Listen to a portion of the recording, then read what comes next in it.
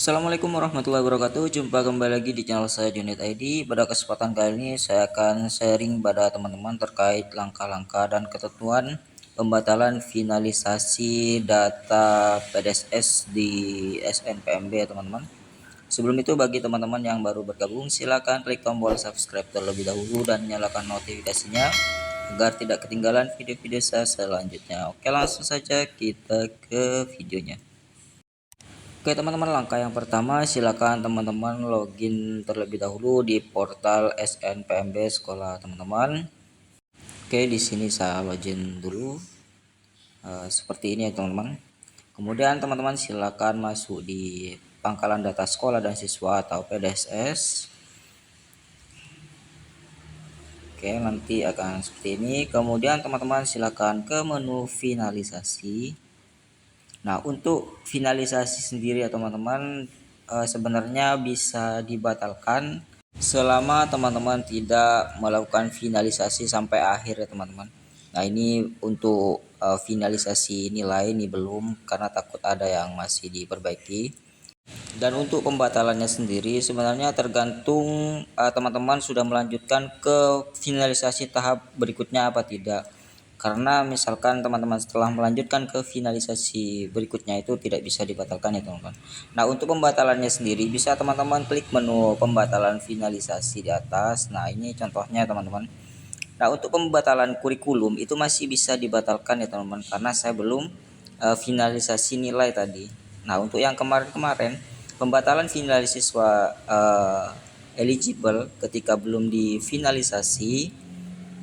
Nah, maka di menu pembatalan finalisasi siswa eligible-nya itu masih bisa dibatalkan ya teman-teman, karena belum melanjut ke kurikulum.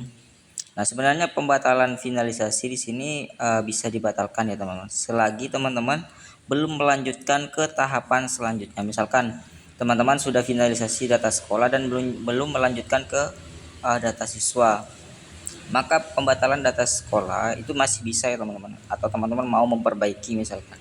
Nah, ketika teman-teman sudah melanjutkan ke pengisian siswa eligible, maka nanti teman-teman sudah tidak bisa lagi membatalkan finalisasi data sekolah karena sudah melakukan tahap selanjutnya, yaitu pengisian siswa eligible dan sudah finalisasi siswa eligible. Nah, begitu pun selanjutnya teman-teman. Nah, perlu teman-teman ketahui, jika teman-teman sudah finalisasi untuk nilai siswa, maka itu sangat sulit untuk membatalkan finalisasinya teman-teman, dan perlu pembatalan khusus, yaitu pengajuan pembatalan finalisasi ke pusat ya teman-teman. Jadi untuk informasi tentang itu teman-teman bisa cari di laman SNPNB ID ya teman-teman. Teman-teman bisa cari di situ terkait info pengajuan pembatalan finalisasi ya teman-teman, atau teman-teman bisa lihat channel YouTube-nya SNPMB ID ya teman-teman.